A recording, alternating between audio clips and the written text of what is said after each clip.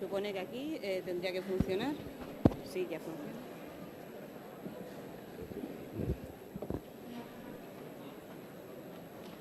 ¿Sí? Sí, ahora sí. Muy bien, buenas tardes.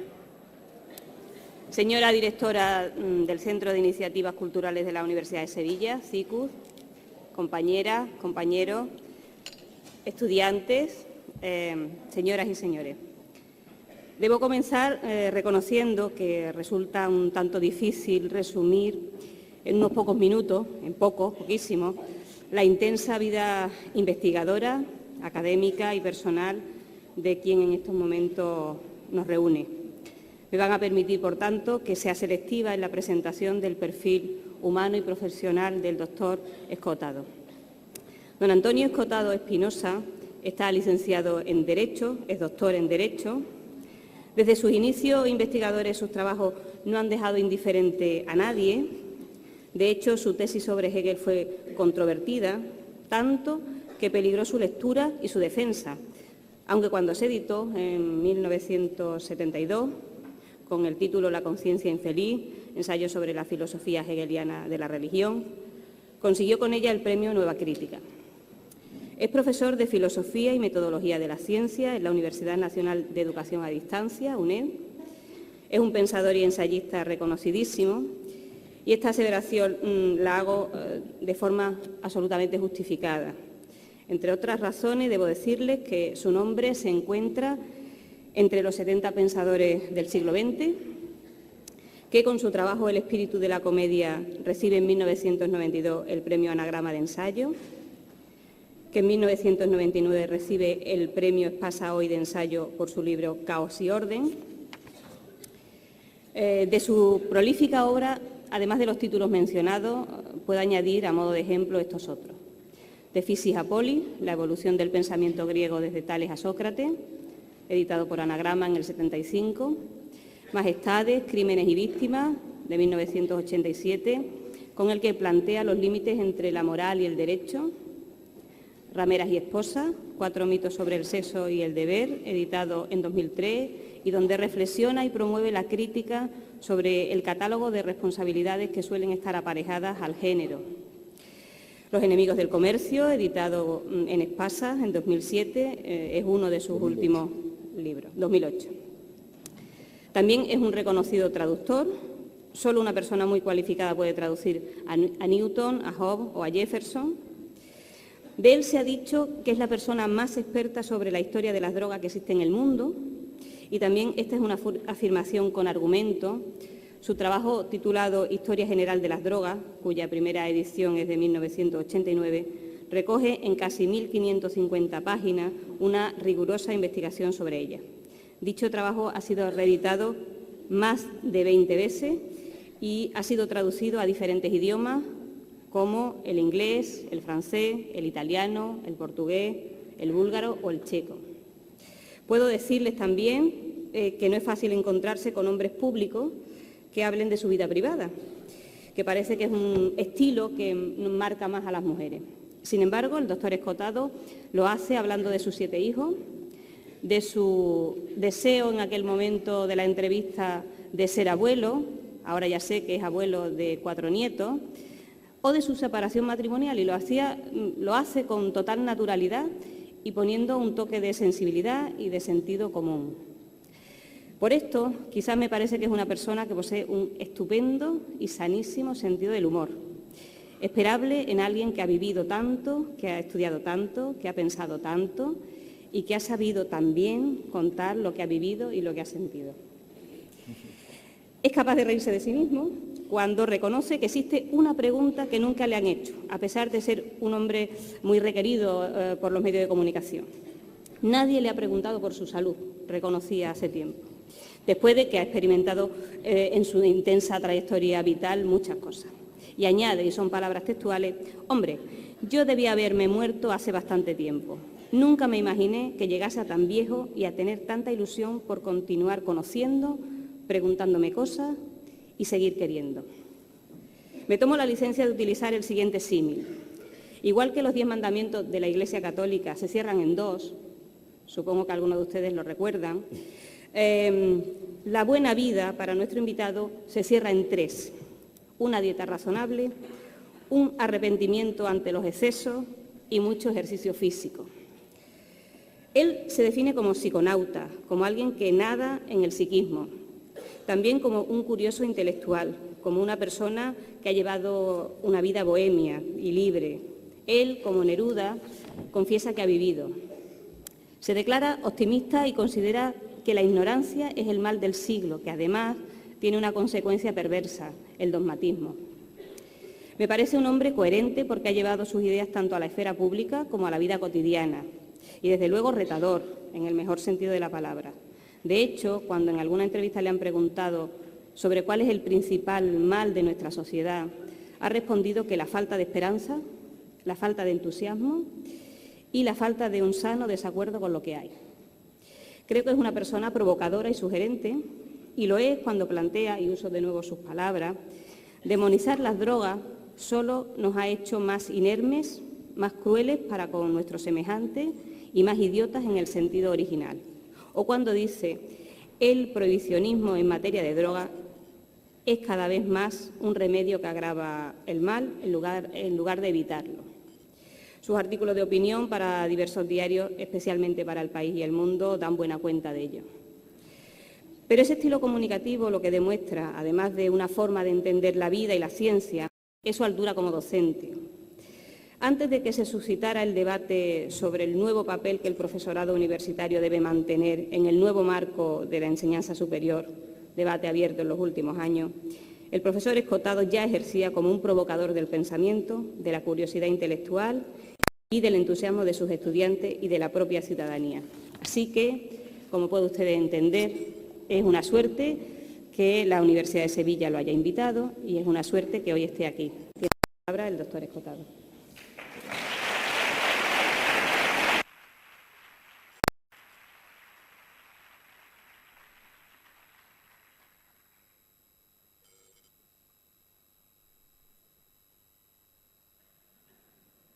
O cambiamos. O cambiamos. Muy bien. Bueno, esto Sí. sí. A ver. Muchas gracias por esta introducción.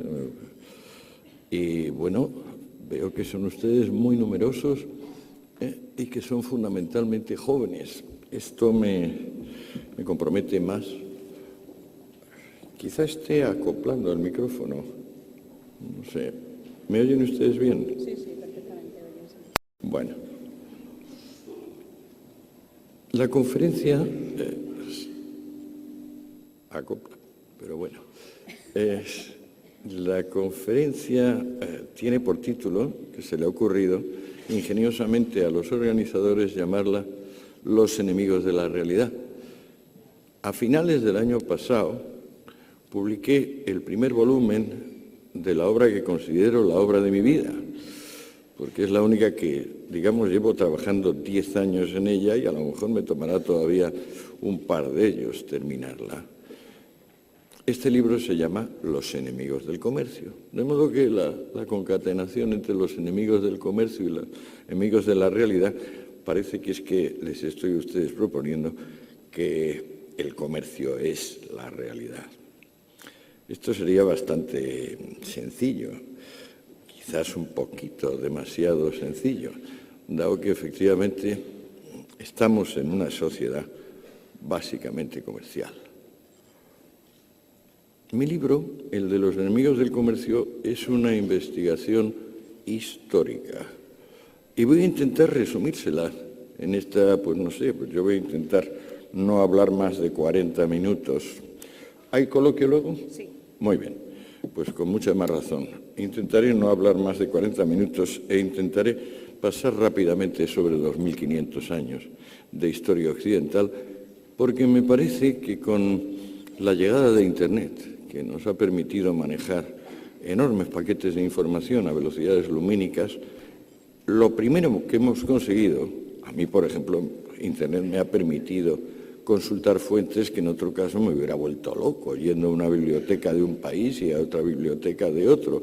A mí, personalmente, Internet me da una fantástica información desde que hace 5 o 6 años lo utilizo, pero me da la sensación de que el efecto general que ha producido sobre el mundo esta mega revolución en el conocimiento ha sido más bien aturdirnos, dejarnos un poco estupefactos ante la cantidad, el volumen de lo que disponemos. No tengo dudas, por lo demás soy profesor hace 30 años, no tengo dudas sobre qué saben ustedes, porque cada año les examino. Yo he llegado a tener hasta 3.000 alumnos, porque estoy en una asignatura de primero de Políticas y Sociología. De modo que, aunque a ninguno de ustedes en particular les conozco ese fantasma de haberles estado examinando sin pausa. Este examinarles me hace ver cada vez con más claridad que estamos sumidos en una importante amnesia, que nos acordamos poco y que aquello que recordamos normalmente lo recordamos sesgado. De modo que cuando me puse a escribir Los enemigos del comercio, fundamentalmente intentaba entenderme a mí mismo, autoaclararme, porque yo he sido más rojo que la muleta de un torero, o mejor dicho, rojo-negro, puesto que mi rojería tenía un poderoso componente anarquista. Ahora digo, pero ¿cómo es posible que yo haya sostenido cosas tan elementales, con tanta vehemencia, durante tanto tiempo? Bueno, ¿qué es lo que me faltaba entender de la historia de mi especie para poderme entender a mí mismo? Bueno, no me había dado cuenta de que llevamos unos 2.500 años litigando con dos modelos básicos de sociedades. Una, podríamos llamarla clerical militar o sublime, y otra la podemos llamar comercial, industrial o prosaica. El ejemplo más antiguo al cual podemos remitirnos para hacernos una idea es el de Esparta y Roma.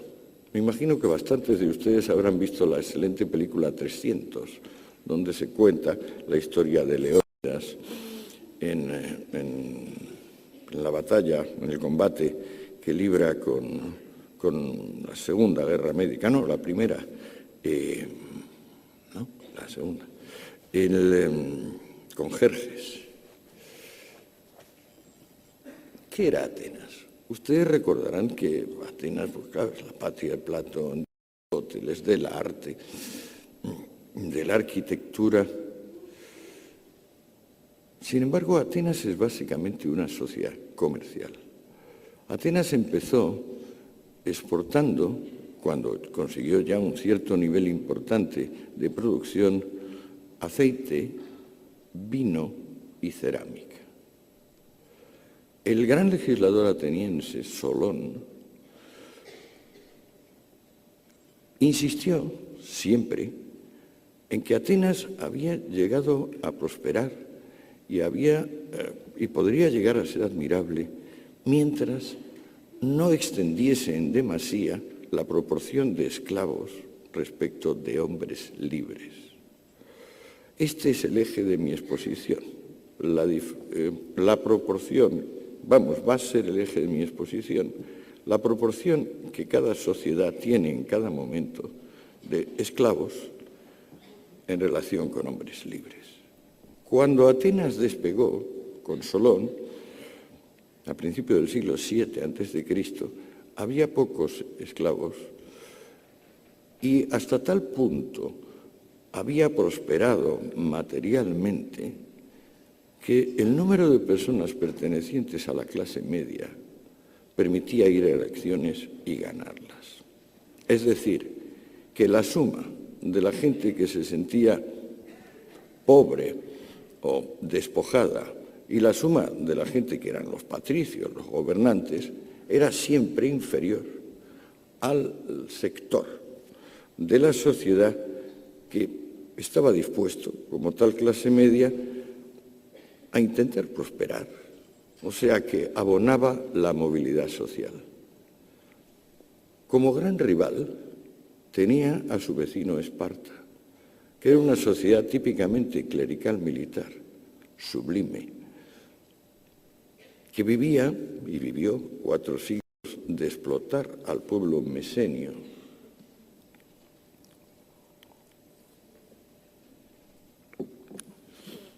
cuyo equivalente a Solón, Licurgo, había decidido disuadir a su pueblo de cualquier iniciativa comercial o industrial, prohibiendo la moneda tradicional, que por cierto fue inventada por Solón, o sea, acababa de inventarse la moneda fraccionaria, impuso una moneda de hierro, impuso que todos los hombres comiesen en sus cuarteles la misma comida y en general prohibió que su país se desarrollase en términos de competitividad, capacidad laboral, ingenio.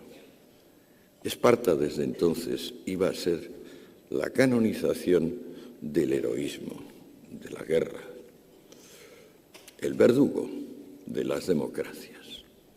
Por eso, tras una larga guerra que duró un poco menos de 50 años, la guerra del Peloponeso, acabaría imponiéndose a Atenas y liquidando a las ciudades que, como Atenas, formaban parte de la Liga Délfica o la Liga Democrática.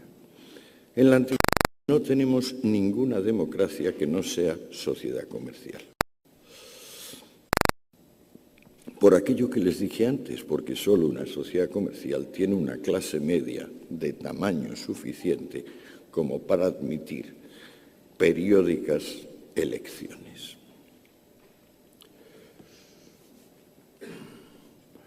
Los persas, los espartanos, que suelen aparecer como gentes de honor, por ejemplo en la película 300, la película omite el interesante detalle de que mientras Leónidas peleaba con los espartanos, el rey de Esparta, el segundo rey, porque los espartanos tenían un segundo rey, siempre tenían 2, estaba ya negociando con los persas en secreto, que luego finalmente, cuando los espartanos vencieron a los atenienses y a las polis democráticas, fue merced a los barcos y al dinero persa, y que en definitiva los nobles militares espartanos vendieron la Hélade a los persas por dinero y por la envidia que les suscitaba el encanto, la capacidad que tenían los atenienses de sacar adelante las cosas de una forma pacífica a través de ciencia y arte, mientras que ellos solo sabían sacarlas adelante mediante violencia y abnegación.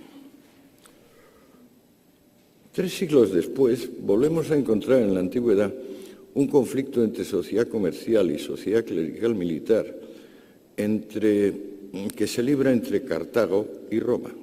Roma es una sociedad muy parecida a la espartana, no tan brutal ni tan tosca, pero muy parecida en el sentido de que es la canonización del amo. El romano no sabe vivir sin esclavos. Y los cartagineses, aunque eran desde luego mucho más salvajes que los atenienses y que las demás ciudades democráticas griegas, eran un imperio comercial, que como los griegos creaba colonias, normalmente costeras, para comerciar con los pueblos de cada lugar. Ya los griegos sembraron un imperio comercial que iba desde el Mar Negro hasta Gibraltar. Y los cartagineses, digamos que reanudaron la gestión de ese imperio fundamentalmente pacífico, basado en el intercambio de cosas. Roma, naturalmente, igual que Esparta, tenía un único y principal mercado, el de esclavos. La compraventa de esas herramientas humanas, de esos infrahumanos, que, digamos, para todo, salvo para obrar sin instrucciones del amo y para detentar propiedad. Ustedes también habrán visto muchas películas sobre Roma y a lo mejor les da la sensación de que Roma fue, en la época imperial, a partir de Julio César y su sobrino Augusto, que es el momento más alto, una sociedad realmente próspera, vagamente parecida, por ejemplo, a la España de hace 50 años. Ustedes se equivocan si piensan semejante cosa. Vamos a ver. No tenemos en toda la historia de la literatura latina un solo dato que nos indique cuál era el salario de ninguna profesión civil durante los aproximadamente 7 siglos, que duran desde el ascenso de Roma hasta la desintegración del imperio. El trabajo en Roma lo verifican esclavos. Y sobre el precio del esclavo, ustedes podrían preguntarse, ¿cuánto vale un esclavo? Pues no vale poco. Apoyándonos básicamente en el Corpus Juris Civilis de Justiniano, que es un texto del siglo V-VI, de la era ya cristiana, sabemos 2 o 3 cosas bien concretas y bien útiles sobre los esclavos masculinos y femeninos de la antigüedad. Primero, que el factor juventud no era el determinante. El factor principal era si sabían leer y escribir y si tenían algún tipo de oficio. Llegaba a haber una proporción de 1 a 7, es decir, el analfabeto valía 1 y 7 valía el que tuviera precisamente instrucción en usos comerciales. Por ejemplo, el que supiese llevar una contabilidad, el que supiese establecer relaciones, contar. El esclavo joven, competente y, joven y bien competente, venía a valer lo que aproximadamente valen ahora la gama alta de BMW y Mercedes. Y iban reduciéndose hasta valer pues lo que un Opel Corsa o un Citroën de las marcas pequeñas. Esta mano de obra es la que mueve prácticamente a toda la antigüedad, con la excepción que les he dicho de Atenas y un poquito de Cartago, porque Cartago era también bastante esclavista. La consecuencia de que aproximadamente una persona no esclava trabajaba y 15 esclavos trabajaban, estos son los datos de Atenas después de haber perdido la guerra con Esparta, hacía que el dinero circulase mal y con unos altísimos tipos de interés. En la Roma republicana, antes de llegar César al poder, el interés del dinero era aproximadamente un 8% mensual. Si hacen ustedes la multiplicación de 8 por 12, verán que están por encima del 90%. Con esa insuficiente circulación monetaria, Roma vivió básicamente de conquistar vecinos. Y la gran tragedia que va a acabar con ese imperio es que los vecinos, llega un momento que se acaban los vecinos ricos. La única forma el único vecino invadible, por ejemplo, son los tártaros o los de Mauritania, y bueno, no sale a cuenta, porque hay que mandar al ejército, que cuesta un dineral, porque el ejército romano es profesional desde tiempos de Augusto, cuesta un dineral y no sale a cuenta, no hay botín. Esa sociedad que, digamos, en tiempos de Marco Aurelio, hacia el 130 o así, ya tiene emperadores de una enorme dignidad personal, tecnócratas eminentes, justamente porque no puede ir peor, porque ya ha saqueado todo lo que tenía fuera y dentro y no sabe vivir del trabajo, no sabe inventar cosas útiles, cosas que los otros voluntariamente compren.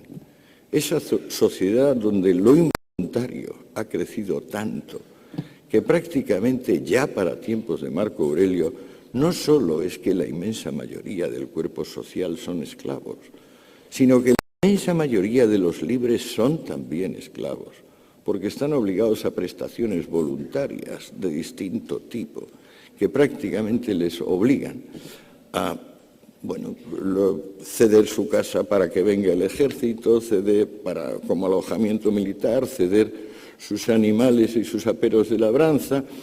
En tiempos de Marco Aurelio, para que se hagan ustedes una idea, tanto le admira el pueblo romano al particular Marco Aurelio, que algunos patricios, sabiendo que el emperador está en una de sus visitas, porque en realidad no son visitas, el pobre hombre ya tenía una gran presión de los bárbaros, eran movimientos para ir, digamos, comprobando que las provincias no se desintegrasen.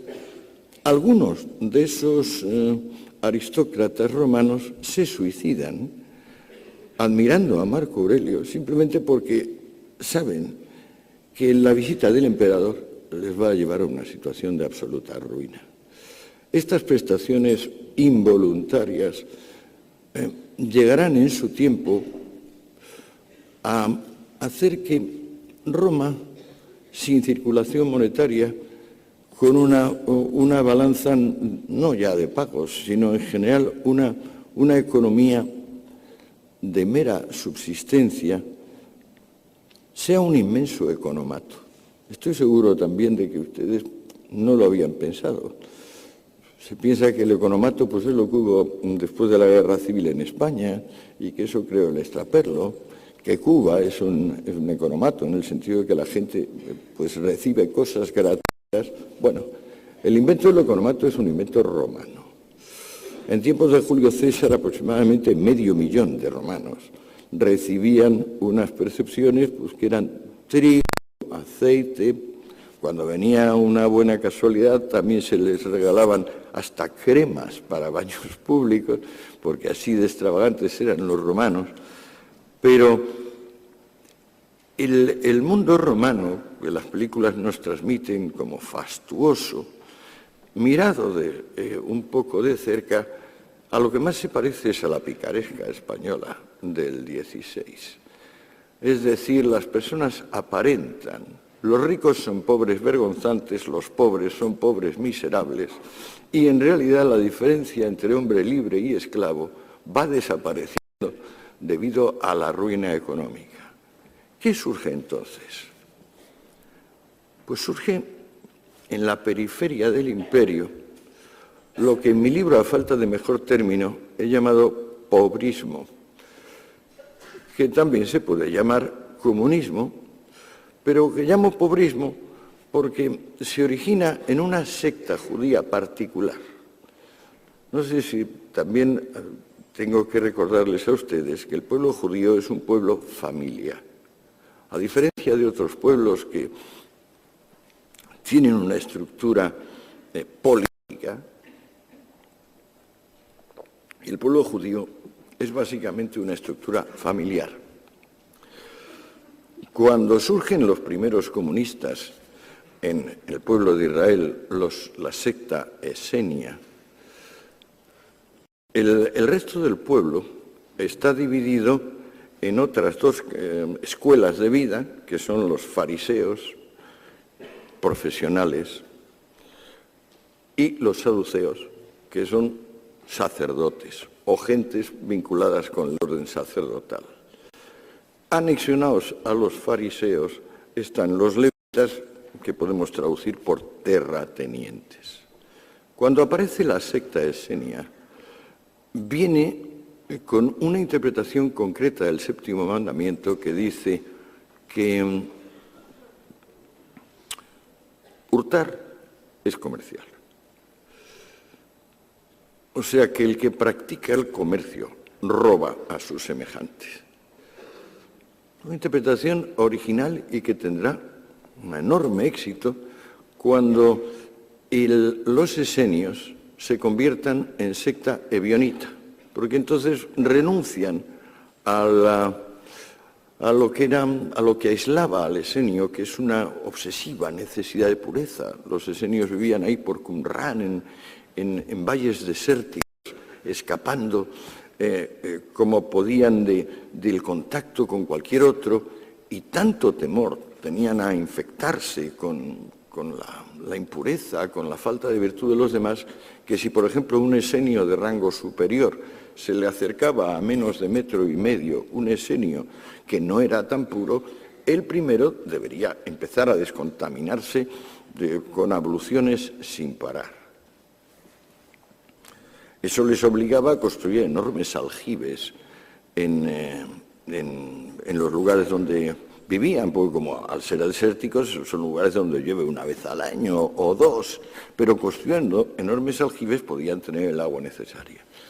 Los esenios van a perder esa fobia de contacto, esa obsesión por la pureza, y se van a convertir en secta ebionita. Ebionim significa hombre pobre, secta ebionita, secta de los hombres pobres, que va a ser impulsada por dos primos hermanos muy elocuentes, Juan Bautista y Jesús de Nazaret. No necesito, de eso sí que saben ustedes, espero que la amnesia no haya cubierto tanto las hazañas de Juan y de Jesús, que predicaron no ya que el comercio era, sino que la propiedad privada era un robo y el comercio era. Ahí empieza, a mi juicio, el comunismo, porque se puede ver que los espartanos tenían algún tipo de comunismo militar. Incluso también había dicho que la casta gobernante no debería poseer bienes y debería tener, incluyendo las mujeres. Pero el verdadero comunismo, el que nosotros consideramos tal, el que reelabora Carlos Marx, ese es la enseñanza vertebra los evangelios. Allí se dice que hay oposición entre Dios y el dinero, que un rico no podrá entrar en el cielo, igual que no puede pasar un camello por el ojo de una aguja. Y, yo resumo el programa pobrista en mi libro en 15 páginas de frases del Evangelio. No puedo entrar en eso, porque ya se nos echa el tiempo encima. Vamos a ver dónde estábamos. Sí. Si coordinamos la aparición del mensaje comunista con la desintegración material del Imperio Romano, tendremos una inyección de entusiasmo y de energía de tipo exclusivamente espiritual. Como con los cristianos viene el amor al más allá y el desprecio al más acá, la preocupación que sentía el ciudadano romano ante la desintegración material de su mundo se interrumpe, porque lo que se quiere es el otro mundo. Y así nos vamos a pasar por lo menos 1000 años esperando el juicio final.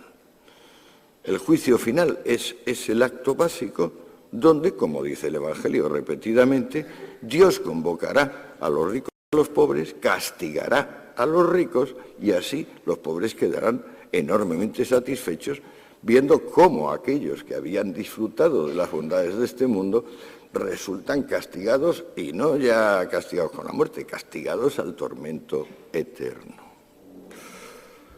Por entonces, el imperio tiene unas pequeñas dudas acerca de si va o no a cristianizarse, que se despejan pronto, debido a la propia crisis económica galopante. A partir de Diocleciano, que es el último César pagano, viene el Constantino, y al cristianizarse el Imperio Romano, aunque la crisis económica se sigue manteniendo, hay ese espíritu, ese entusiasmo del más allá, de haber encontrado al fin el camino, eso que se puede llamar, y que no encuentro otra palabra, que es la plenitud del pobrismo. O sea, la riqueza evoca náusea y la pobreza evoca respeto. Por entonces, claro, la única cosa que quedaba por saquear a los romanos eran los templos paganos. Y al cristianizarse el imperio, pues los 40 o 45.000 templos paganos que subsistían fueron expropiados, y como tenían diversas cosas, entonces lo que hacían los césares era coger y lo que fuera de bronce fundirlo, lo que fuera de plata lo mismo, y si bueno, si había cosas de oro, mejor que mejor. Para entonces la circulación monetaria está interrumpida. La única fuente de dinero a partir de la cristianización es el turismo piadoso. O sea, son el que conecta distintas partes del imperio con Jerusalén. Ahora tenemos, por ejemplo, las excavaciones arqueológicas muestran que hubo un importante desarrollo de la zona, en el sentido de regadío, embalses. Pero bueno, perderíamos quizás un poco el tiempo si entro en ese detalle. El imperio se está despoblando a toda velocidad ya desde tiempos de Julio César.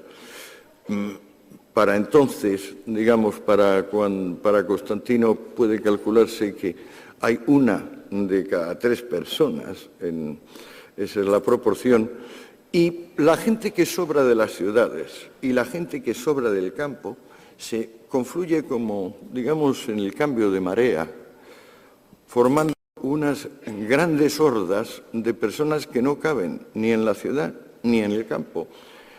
Origen de nuestra palabra vago, porque esas grandes hordas que llegaron a ocupar regiones enteras se llaman vagaudas y eran prácticamente el destino inevitable, vamos a decir, de la mitad de la población.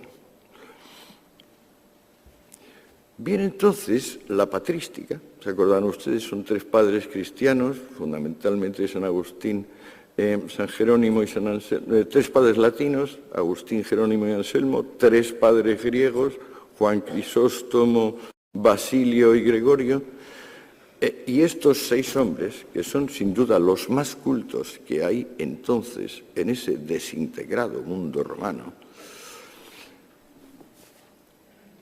racionalizan el comunismo, explican concretamente que en toda compraventa siempre va a haber un perdedor, que el comercio crea una movilidad social mórbida, morbidus, dicen ellos, es decir, fúnebre, mortuoria, porque implica que los listos pues se sobrepongan a los parados, paraditos, digo mentalmente, ¿no? Y que esto pues va a imponer de algún tipo de meritocracia, cuando lo esencial del mensaje evangélico, recuérdenlo ustedes, es el Sermón de la Montaña, que dice: benditos sean los pobres de espíritu, porque de ellos es el reino. Ustedes dirán que pobres de espíritu a lo mejor se decía en sentido figurado. No. Estamos hablando de micros neuma, o sea, de poca alma, de personas, digamos, por debajo de la media. ¿Qué pasó en la Alta Edad Media? Las historias les cuentan cosas del rey Arturo, del Roldán, incluso podemos llegar ya en la muy avanzada Edad Media al Cid. Bueno, la Edad Media se puede dividir en 2 periodos fundamentales. Uno, llamado Edades Oscuras o Alta Edad Media, que viene a durar desde el siglo V hasta el siglo XII, y otro, que es la Baja Edad Media. ¿Qué sucede en la Alta Edad Media o en los siglos oscuros? Pues, señores míos, sucede que las ideas evangélicas, las ideas de la patrística, se cumplen. La Edad Media fueron 6 siglos de comunismo militante. La sociedad comercial ha desaparecido por completo.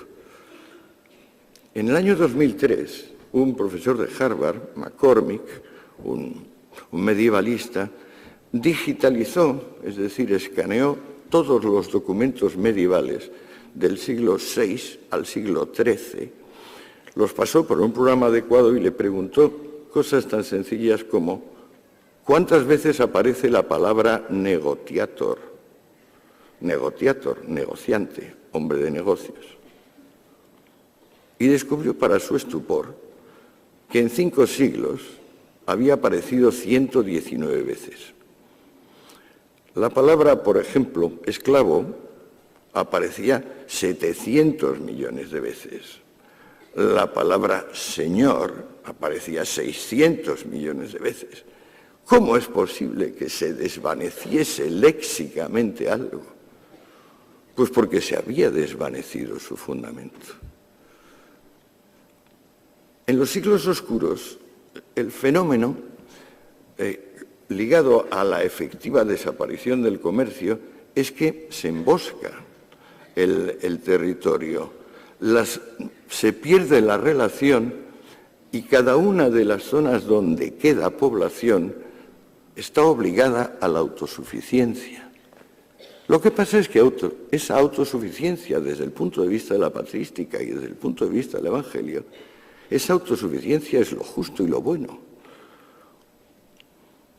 Y se manifiesta en autosuficiencia religiosa, y eso son las abadías y conventos, es decir, son las reuniones de monjas y de monjes que se aíslan del mundo en la espera del más allá, y las comunidades laicas que se llaman cortes, que también se concentran en unos pequeños lugares e intentan, pues eso, ser autosuficientes.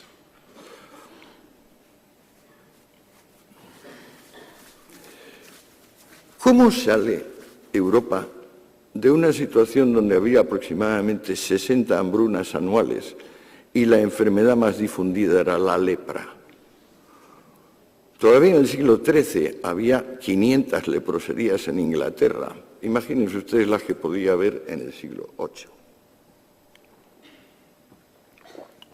¿Cómo sale Europa realmente de esa miseria?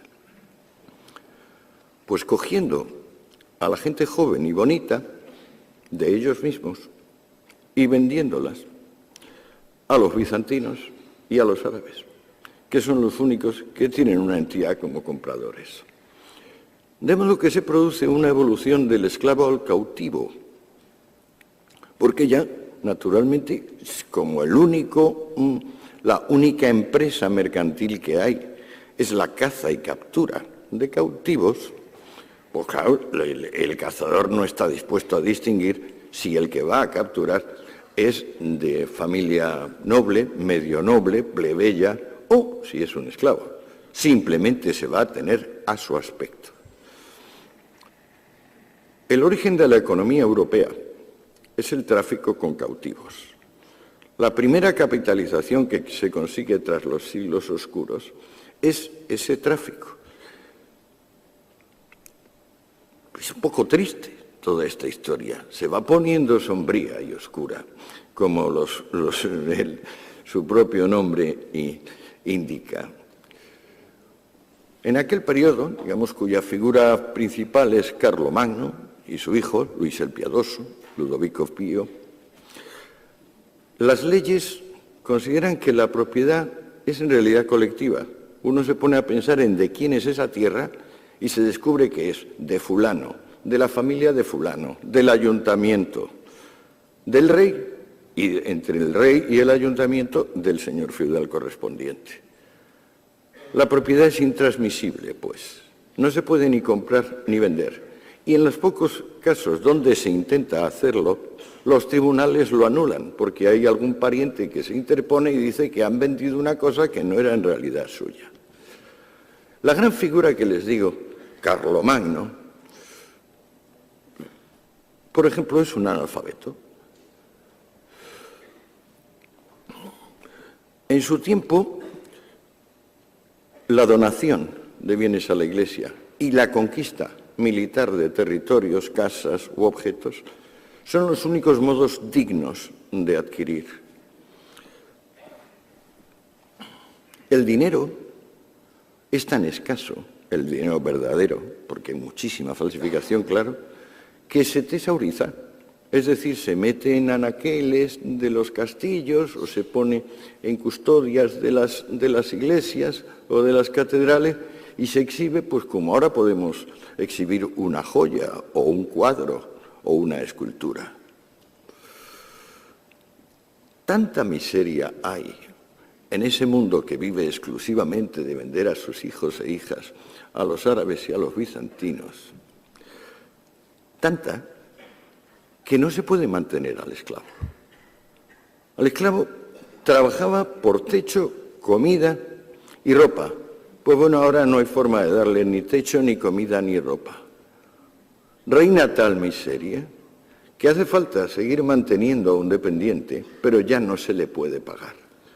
Y esta evolución es la que determina al siervo. El esclavo se convierte en siervo y surge un nuevo rito que no conocían los griegos, la cultura grecorromana. En la cultura grecorromana, una persona, por el hecho de haber nacido en un territorio, era ciudadano de ese territorio. En la Alta Edad Media hace falta prestar un homenaje. Mannschaft es la palabra germánica para esto. Las personas no existen por el hecho de haber nacido.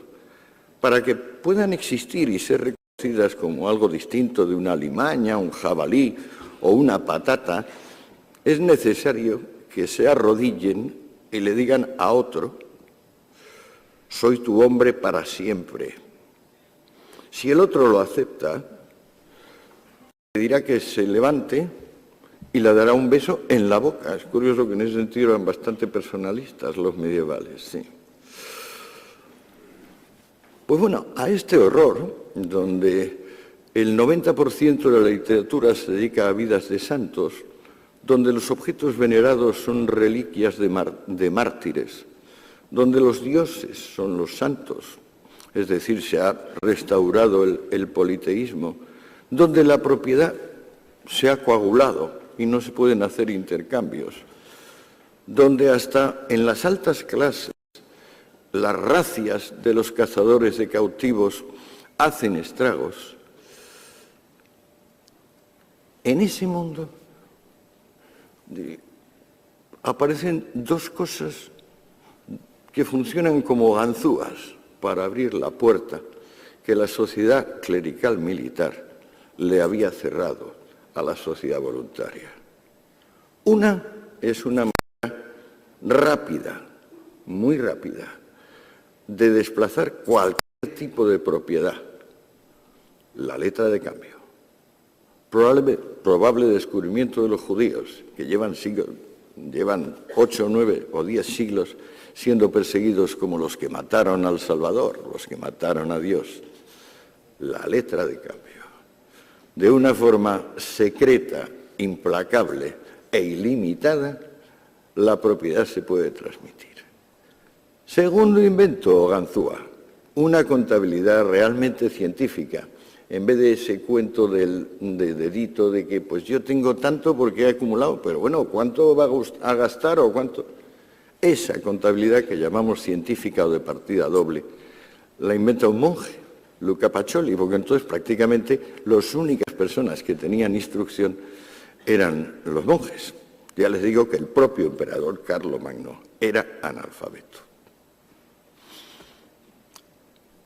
Al mismo tiempo que la letra de cambio y la contabilidad de partida doble, quizás un poco antes para ser exactos, unos hombres denodados se niegan a ser siervos y, tomando una conducta parecida a la de los bandoleros, forman caravanas que deben acorazar con ellos, con sus espadas y sus cotas de malla, y ayudados por soldados que prefieren eso a participar en las guerras privadas, que es lo habitual de la vida, crean las primeras relaciones terrestres de un lugar a otro. Esos caravaneros heroicos, en su tiempo, por ejemplo, Carlomagno o su hijo Luis el Piadoso les consideran personas nefastas porque son negociadores y hacen sus caravanas intentando ganar dinero. Y si uno lee las capitulares de Carlomagno, Ludovico Pío o la de sus sucesores, veremos que justamente eso, el lucro, está prohibido. A pesar de todo, los caravaneros consiguen desbrozar una Europa que se había emboscado completamente. Y el resultado de su acción es que tienen que hacer estaciones, altos en su camino. Esos altos en su camino son los burgos. ¿Qué son los burgos? Pues bueno, las entidades de población se habían ido reduciendo a nada. De repente, de esa nada, empiezan a emerger las ciudades. Lo esencial de los burgos es que la población, simplemente con residir allí un año y un día, se quita el vínculo de dependencia. Es decir, aquello que se le había impuesto como homenaje, el ser hombre de otro hombre, se quita con los burgos. Bueno, veo que ya llevo bastante tiempo. Me temo que si sigo contándoles lo que llega hasta nosotros, va a ser la leche. O sea, esto va a durar demasiado tiempo. Vamos a ver cómo demonios de esa situación, donde estamos en que los caravanas acorazadas han conseguido desbrozar un poco una Europa emboscada, y empiezan a surgir los primeros burgos o ciudades libres o ciudades comerciales, ¿cómo llegamos, digamos, un poquito, cómo salimos de eso? Bueno, da la casualidad de que con los burgos y los caravaneros se restaura la circulación monetaria. Al restaurarse la circulación monetaria, acontece una cosa que llevaba sin acontecer 1000 años, que es que cuando alguien trabaja se le puede pagar el dinero. Cuando empieza a haber posibilidad de cobrar el dinero, hay tal brote de entusiasmo que un letargo que dominaba a las ciencias y a las técnicas desde tiempos de los atenienses, auténtico sopor mortal, se convierte en actividad. Y entonces, empezando por el molino, que es un descubrimiento de esa época, prácticamente todo el campo del obrar humano se multiplica y galvaniza. Con la circulación monetaria se restaura el ideal de sociedades autogobernadas en vez de sociedades jerárquicas en el estilo clerical militar. El momento fundamental de cambio coincide con lo que ustedes llaman, la reforma y la contrarreforma. Recordamos de la reforma y la contrarreforma que estaban opuestas, es decir, la contra es contra los luteranos, y sin embargo, en un punto están totalmente de acuerdo los reformistas y los contrarreformistas, que son los jesuitas, en que el cristianismo tiene que dejar de ser pobrista.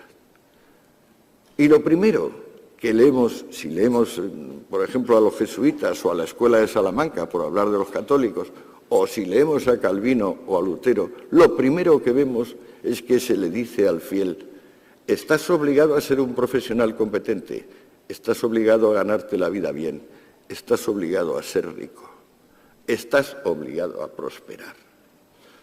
El cristianismo, pues, ha renunciado a ser comunista.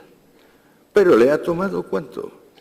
Pues si Lutero y Calvino son del 16-17 y el imperio se ha cristianizado en el siglo IV, pues hagan ustedes una idea tendrán bastante más de 1000 años. La evolución de un cristianismo ya no pobrista va hacia las democracias. Pero fíjense ustedes que cuando se consigue la democracia hay dos modelos de democracia completamente distintos. La democracia que podemos decir prosaica, que es la que se impone en los Estados Unidos, y la que antes se ha impuesto en Inglaterra, corresponde con la democracia que yo me gustaría llamar patético-enfática o sublime, que es la que va desde Rousseau en adelante. O sea, la Revolución Francesa. Y más concretamente, el periodo del terror de la Revolución Francesa. El periodo del terror se puede definir como aquel momento en que la masa en general rompe los diques que separan estamentos, clases sociales y encarna en un solo individuo que como guía o custodio de todo legisla. Esto sucedió en la Revolución Francesa con Robespierre y no ha dejado de suceder en el modelo, digamos, de democracia sublime, democracia de masas, que se puede también llamar democracia popular. Para entonces, el comercio y la industria no es ya que se han desarrollado, sino que han alcanzado el nivel de la máquina de vapor, de la mecanización en general del cultivo agrícola. Ya estamos hablando de una sociedad más o menos parecida a nosotros, donde lo que antes era fe y oficio bélico es básicamente profesión, capacidad profesional. Por profesión se entiende acto útil para un tercero.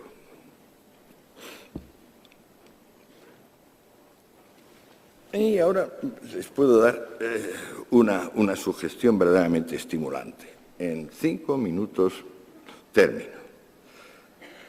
¿Por qué ha vencido sin convencer el capitalismo? Naturalmente, capitalismo hay que entender por capitalismo privado, es decir, el suyo y el mío y el de mi compañera en la mesa. Porque capitalismo, en el sentido de que el emperador o el pontífice máximo es propietario de todo, eso es tan antiguo como el hombre. O sea, el emperador de la China es el propietario de todos los bienes chinos y el emperador de Roma es el propietario de todos los bienes romanos y el emperador de Persia el propietario de todos los bienes persas. En realidad se puede decir que mientras la propiedad no se distribuye y se multiplica, no solo no hay capitalismo, sino que no hay industria en general. Pero ¿por qué el capitalismo ha acabado venciendo y sin embargo genera tantos resquemores, tantas vacilaciones, tantas dudas? No ya la postura de un Bakunin anarquista o la postura de un Marx, no, porque a cada uno de ustedes, incluyéndome a mí, hay un punto donde reconocemos que el capitalismo nos ha hecho salir de la miseria y de la barbarie, pero a pesar de todo nos parece bárbaro y miserable. Puede tener relación con que si le quitamos a la vida su componente religioso, es decir, el que de repente alguno de ustedes o yo nos declaramos profetas y mesías y les suplicamos a los demás que nos sigan porque vamos hacia la salvación, o también pueden ustedes elegir entre hacerse jefe de mafia o jefe militar y igualmente encauzar, podemos decir que el proseísmo del comercio y de la industria pone a la gente en su lugar de una manera un tanto extraña. Digo un tanto extraña porque en vez de deberse a inspiración divina o victoria militar, es siempre una combinación de suerte, básicamente suerte, y tenacidad. El comercio, no solo el comercio, el profesionalismo en general, puede ser bien injusto. Es decir, puede haber un profesor que tenga más méritos que otro y, sin embargo, pues ocupe una posición inferior. Pero a pesar de todo, en general, existir la profesión de profesores ya indica que hay una hacienda pública lo bastante capaz como para tener enseñanza superior y que, por tanto, ya hay un entramado de relaciones comerciales e industriales que han permitido estar por encima, por ejemplo, del mundo aquel de los cautivos que les contaba. Pero, entonces, lo que molesta del capitalismo es quizás que tiene un elemento de meritocracia, por meritocracia, mérito, es decir, una sociedad donde más o menos los dos únicos factores que influyen son, uno, la suerte, dos, la tenacidad o la habilidad de cada individuo. ¿Es eso todo? Por eso nos molesta el capitalismo y nos parece de alguna manera un sistema eficaz pero bárbaro. Yo sospecho que no. Yo sospecho que lo que hace del capitalismo un sistema difícil de tragar, que tiene éxito pero que no tiene éxito, es que está basado en la destrucción, pero en una destrucción que crea. Es decir, lo que da dinero, lo que da prosperidad, lo que aprovecha en general a todos, es una destrucción creativa que, si les digo la palabra, la van a entender enseguida. Innovación. El capitalismo ha ido descubriendo nuevos métodos para hacer lo antiguo, nuevas cosas que no se habían descubierto, nuevas reuniones de individuos, nuevas asociaciones, en general, todo nuevo. El mundo actual tiene muy poco que ver con el mundo que hemos estado hablando de la Edad Media, muy poco. ¿Por qué? Porque ha prosperado la innovación.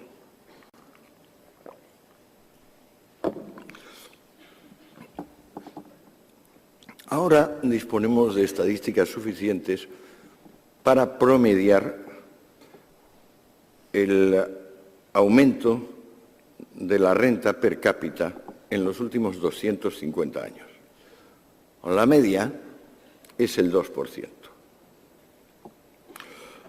De modo que hemos subido aproximadamente un 500% en 250 años. Donde había una judía, ahora hay 500. Donde había un zapato, ahora hay 500. Aproximadamente. Y sin embargo, fíjense ustedes que en nuestros corazones todavía se dice que las desigualdades crecen. La maquinaria de producción masiva en la que consiste la industria capitalista es fundamentalmente masiva. Y quien realmente se ha ido de la película son los pontífices, los señores feudales, los autócratas.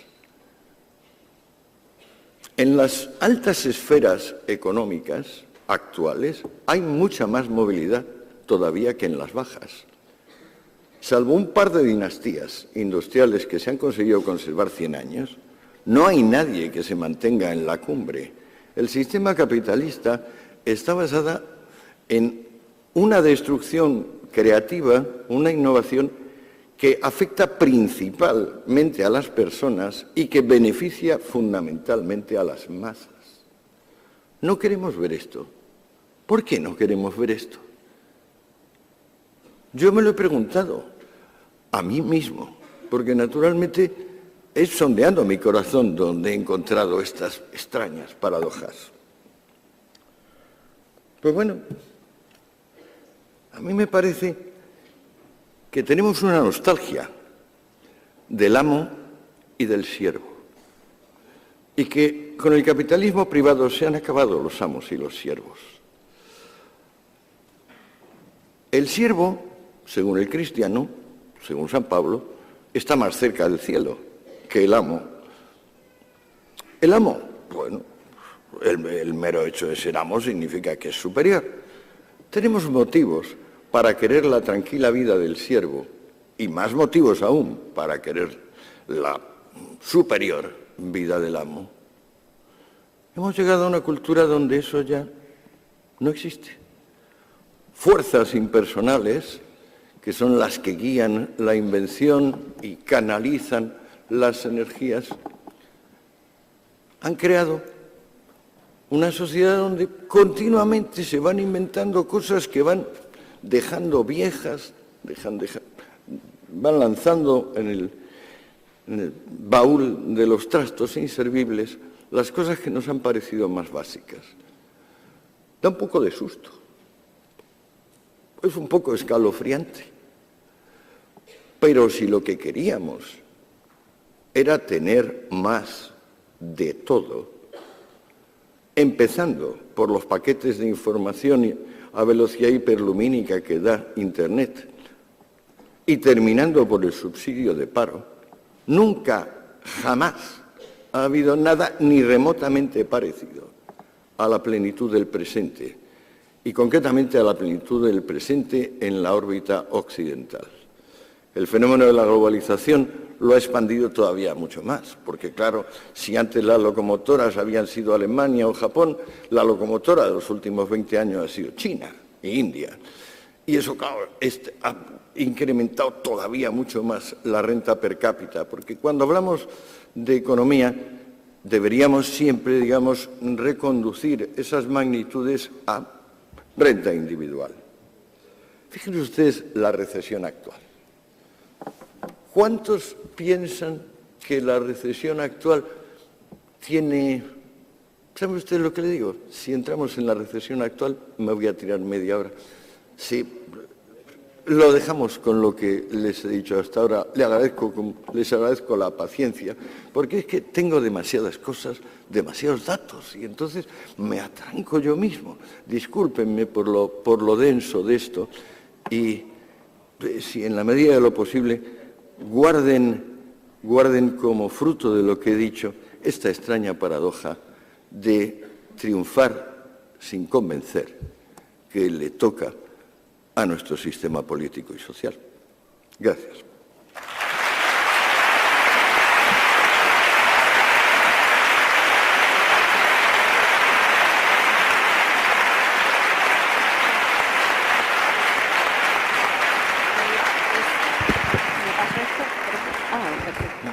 Ahora ya sí que lo hemos conseguido. Bueno, pues se abre el debate. Preguntas que quieran hacer.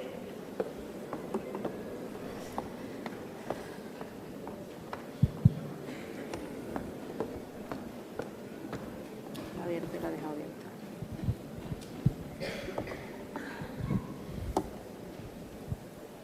dejado abierta. Buenas tardes. Está bien. Buenas. A la vista de estas paradojas que usted ha puesto también de relieve, ¿no es posible que el problema actual pueda hacer eso a lo que aludía al principio de Solón, de que se ha perdido el equilibrio entre la gente que se siente libre y los que se sienten esclavos? Sí, desde luego. Por eso les decía que hay una nostalgia del amo y el esclavo, una nostalgia secreta. O sea, nadie se atreve a decir ahora yo quiero ser amo, y menos aún a decir yo quiero ser esclavo, pero en la práctica nos conducimos como sí. O sea, la limpieza del alma que necesitamos hacer, limpiar los bajos, hacen los petroleros cuando en cada viaje, esa cada persona tiene que hacerla y no es fácil. No es fácil. Intentamos triunfar a costa de los demás y muchas veces intentamos perder a costa de los demás. En este sentido, hay todo un movimiento de mala fe que es muy básico. O sea, cualquier psicoanalista, digamos, confirmaría mi opinión. O sea, los sillones o las sillas de los consultorios psicológicos, psiquiátricos y psicoanalíticos contienen en gran medida personas que querrían ser amos o querrían ser esclavos, pero en realidad les ha tocado una realidad donde dicen, no, mire usted, es que esfuércese y a lo mejor con suerte conseguirá usted lo máximo que se puede conseguir en la vida, que es el respeto de nuestros vecinos, porque es que más no hay.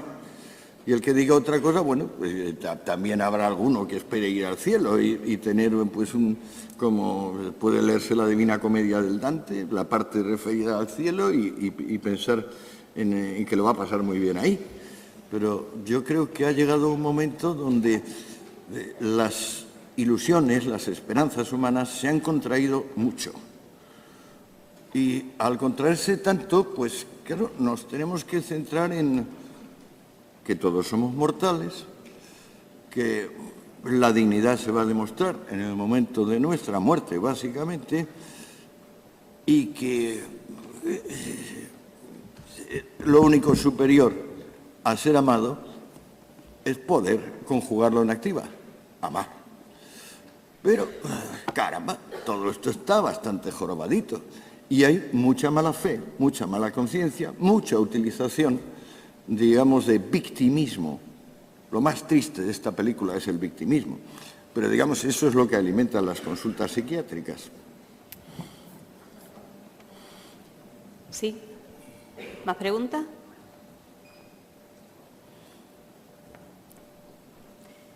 Aquí delante, por favor.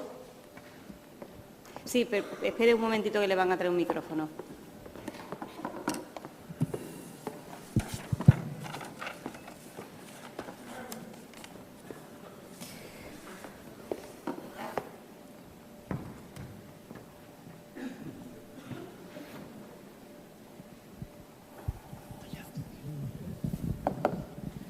Yo te quería hacer dos preguntas como profesor de filosofía.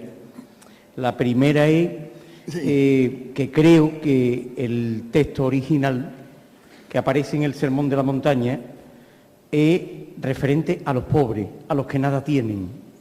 Creo que hay un añadido ahí de el pobre de espíritu, cuando en realidad es la pobreza total, la que verdaderamente hace cercano al reino de los cielos. Esa es la primera pregunta. No, pues por eso, luego me haces la segunda, pero tengo que contestar a eso. Tanto me ha preocupado que para hacer Los enemigos del comercio y esa sección, porque es completamente nuclear, digamos, la evolución, no he podido explicarla, pero, digamos, esa dinámica de discordia interna del pueblo judío que acaba llevando a las primeras formulaciones comunistas, que son las de los esenios, el Sermón de la Montaña, pues por supuesto, me lo he leído en diversas lenguas y para empezar en griego, que es donde está. No hay duda alguna de que el Sermón de la Montaña dice: benditos sean los pobres de espíritu porque de ellos es el reino.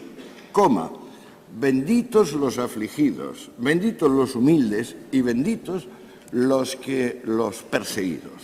Eso es lo que dice el Evangelio, pero si luego uno sigue viendo lo que rodea al Sermón de la Montaña y los demás actos, ¿cómo es posible que se nos haya olvidado que la vida pública de Jesús empieza expulsando a los mercaderes del templo y que la vida pública de Jesús termina expulsando a los mercaderes del templo? Porque es que así es. En la primera, que es un acto donde Jesús es un desconocido y tiene mucho valor, mucho coraje, solo la cuenta el Evangelio cuarto, el de San Juan. La otra la cuentan los tres evangelios, los otros tres evangelistas, y además es un acto amenazador, porque al venir y expulsar a los comerciantes, cortocircuita el funcionamiento de Jerusalén, porque en realidad la religión judía consiste en ofrecer ofrendas al Señor Yahvé, al Padre, que llama el Evangelio. Si uno viene y echa a los comerciantes, la gente no puede comprar las ofrendas. Entonces se cortocircuita el funcionamiento. Es algo así como si ahora viene un señor, se va a la Meca y dice: queda prohibido que la gente dé vueltas en torno de la plaza y bese la piedra negra. Pues se acabó la Meca. Jesús es tan brutal el ataque que es comprensible, como dicen Marcos, Mateo y Lucas, es que los notables de Jerusalén, temiendo el pueblo, es decir, temiendo una rebelión que va a llegar 18 años más tarde, una terrible, la Primera Guerra, temiendo una insurrección popular, decidieron matarle porque le preguntan a Jesús: ¿y por qué haces esto? Dice: no tengo por qué daros explicaciones. También lo dice el Evangelio. Bueno, y ahora, perdón, y la segunda.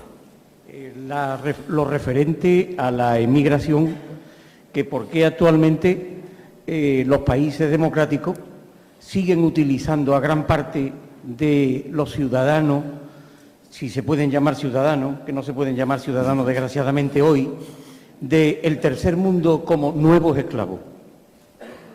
Bueno, es que es una dinámica de intereses. A nosotros, el que nos trabaje, pues es un señor de Ecuador o una señora de Rusia o una señora de Mauritania, nos interesa, pero les interesa mucho más a ellos. O sea, quiero decir, aquí hay una dinámica de intereses, pero es mucho más fuerte el interés que impulsa al inmigrante a venir a zonas prósperas si nosotros lo conocemos, si España es un país de inmigrantes. España, desde tiempos de Carlos V, que es cuando, frente a una Europa que se va haciendo sociedad comercial, decide que no, que va a ser el gran adalid de la sociedad clerical militar. España, desde entonces, lo único que tiene es inflación y despoblación, porque con la llegada masiva de oro y plata de América lo que hacen es subir los precios de tal manera que la gente se muere de hambre.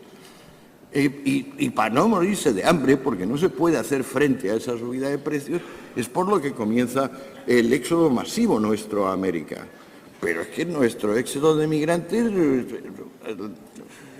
en tiempos de mis padres, y vamos, yo lo he visto todavía, voy para cumplir 70 años, cuánta gente estaba yéndose a Francia, a Suiza y a Alemania, y volviendo enriquecida, es decir, volviendo mejor de lo que había ido. Si esto es la verdad, lo que está pasando con la inmigración, digamos, de tercer mundo ahora a Europa, o a Estados Unidos, Canadá, o Australia, Nueva Zelanda, que son más o menos los focos de, digamos, de sociedad comercial. En nosotros, pues claro, todavía prospera la sociedad clerical militar, porque sociedad clerical militar es Corea del Norte, sociedad clerical militar es Cuba, sociedad clerical militar es Irán. O sea, son diferentes, o sea, tienen diferentes dioses y diferentes generales, pero los pontífices y los generales son los que llevan la sociedad. En cambio, nosotros hemos entrado en esa dinámica de innovación básicamente impersonal, anónima, imparable, que por un lado pasma por su eficacia y por otro, claro, estremece un poco.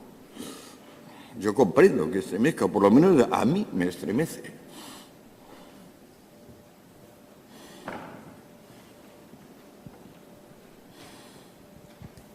Hola, buenas tardes. Yo quería ante todo felicitarle por esta disertación, que yo creo que a mí personalmente, y me imagino que a muchos de mis compañeros nos hemos quedado apabullados. Yo he sido estudiante de medicina, ya he terminado, y claro, particularmente poco sé de historia y poco sé de filosofía. Y bueno, mi pregunta era, en esta sociedad que usted dice que es comercial, en la que nosotros vivimos, yo quería preguntarle qué papel puede tener ahora mismo y qué papel tiene de cara al futuro lo militar y lo religioso. Hombre, lo militar va en franca decadencia, gracias a Dios. Hace bastante tiempo que lo militar es simbólico, casi es virtual.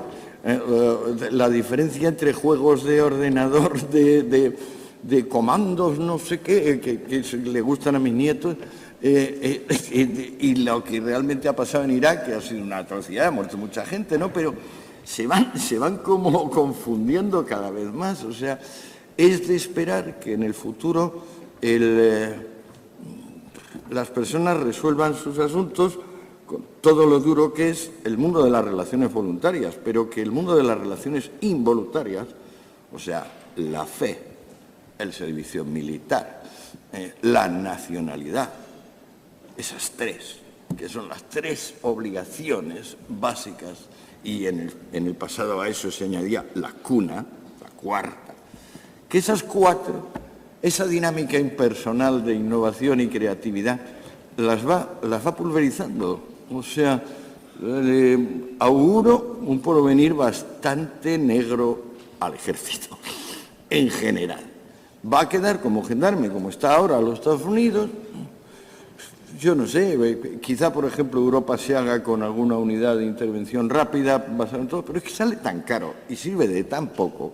O sea, conquista tan mucho más el comercio que las armas o el hisopo del pontífice lanzando el agua bendita, conquista tan mucho más que el que ahora realmente pretenda recurrir al... Yo creo que, por ejemplo, los americanos tienen ejército por lo que tienen de misión histórica, por el peso de la púrpura, que ya quisieran quitársela de encima, pero que no pueden.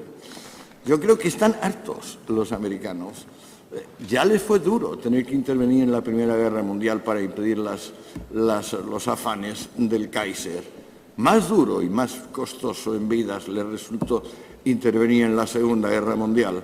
Y claro, evitar que Europa se convirtiese en un feudo de Hitler y toda Asia en un feudo del emperador de Japón. Luego han seguido, pero yo no creo que los americanos tengan vocación militar. No es una nación militar. Roma es una nación militar, por ejemplo, Esparta,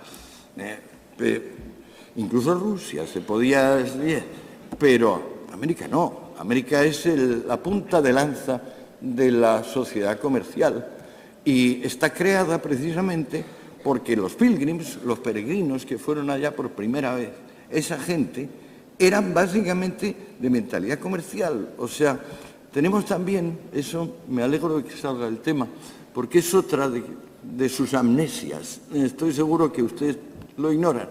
Entienden que puritano es una persona que es muy severa y quiere fastidiar a los demás y no les quiere dejar a los demás ser como son. O sea, puritano es un tío que es intolerante. Bueno, eso es simplemente de no haber leído. La obra cumbre del puritanismo es El paraíso perdido de Milton.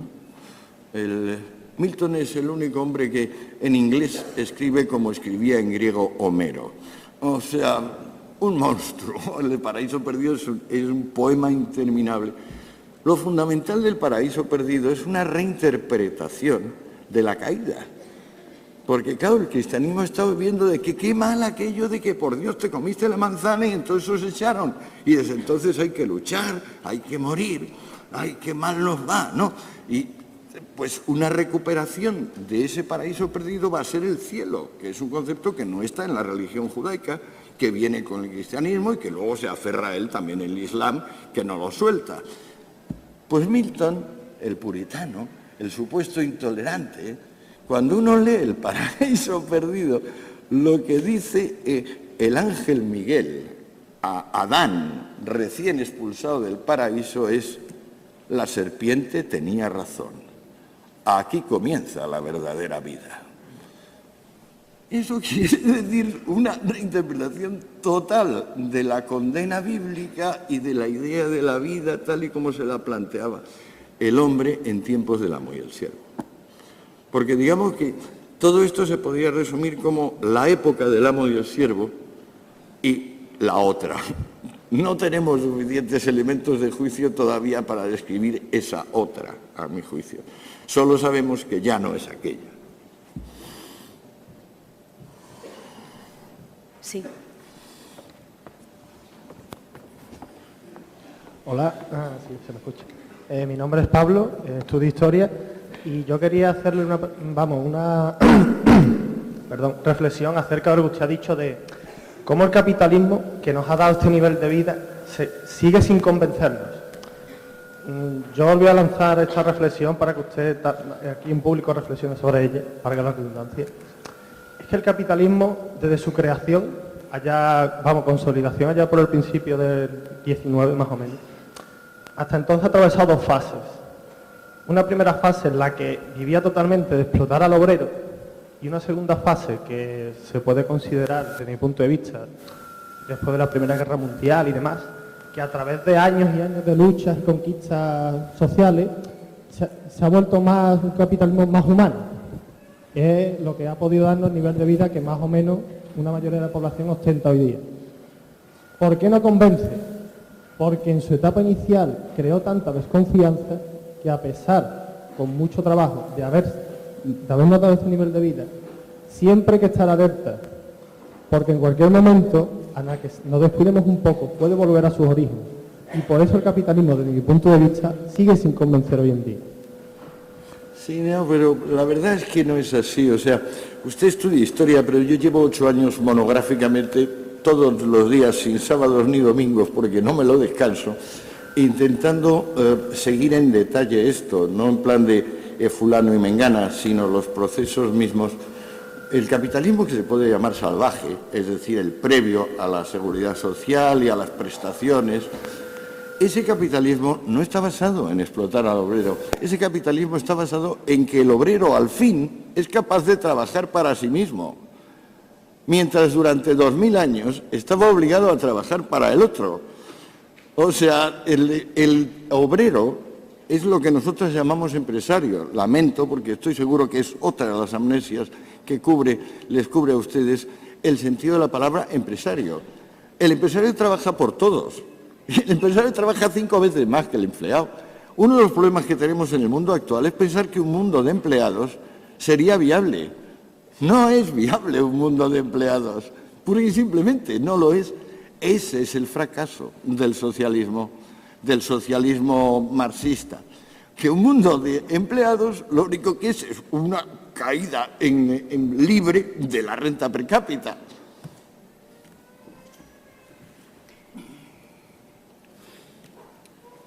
Tenemos la posibilidad de una pregunta más para ser rigurosos con el tiempo. Bueno, pues 2 preguntas que han surgido, las últimas 2 preguntas. Vale, bien. Buenas tardes, yo soy Ángela, estoy estudiando psicología y mi pregunta era acerca no iba tanto como lo que usted ha dicho en la charla, sino más bien la entrevista que le hacen en el libro, que hace referencia al tema de la sociología. Y bueno, que usted dice que no piensa que exista la sociología como rama del conocimiento y se refiere también a la psicología. Y quería preguntar a qué se refiere con eso y por qué no lo decía. Bueno, es que las ciencias tienen una dimensión disciplinaria que viene relacionada con la división del trabajo y se dice que se puede ser sociólogo y se dice que se puede ser psicólogo. A mi juicio, para ser sociólogo hay que ser psicólogo y para ser psicólogo hay que ser sociólogo. También hay que ser antropólogo y sobre todo hay que ser historiador. Y si no, pues uno anda de pamema en pamema, pero es el destino normal de los seres humanos. También es normal pretender, por ejemplo, uno tiene como profesión ser animador cultural. Otro tiene como profesión elaborar programas de telebasura infantil, que esos son los que más me preocupan, los infantiles. Estos son nada más que frutos de la división del trabajo, que a su vez es un invento sin inventor, una organización sin organizador, es decir, un fruto de la libertad extraordinario que ha cambiado el mundo, la división del trabajo, pero aplicada a la esfera académica, la división del trabajo, es decir, que uno puede licenciarse en una disciplina y ya está. Pero bueno, eso es un camelo tan enorme como que, por ejemplo, el Sol gira en torno de la Tierra en vez de viceversa, a mi juicio. Pero también es cierto que exigir de los profesores ese amor incondicional por el conocimiento que hace que nunca terminen, nunca, de saber ni siquiera lo que piensan que más saben, eso que decía Sócrates, solo sé que no sé nada, pues bueno, pedírselo eso a la profesionalidad académica, a la cual por lo demás pertenezco, pues un poco pedirle peras al olmo. La última pregunta.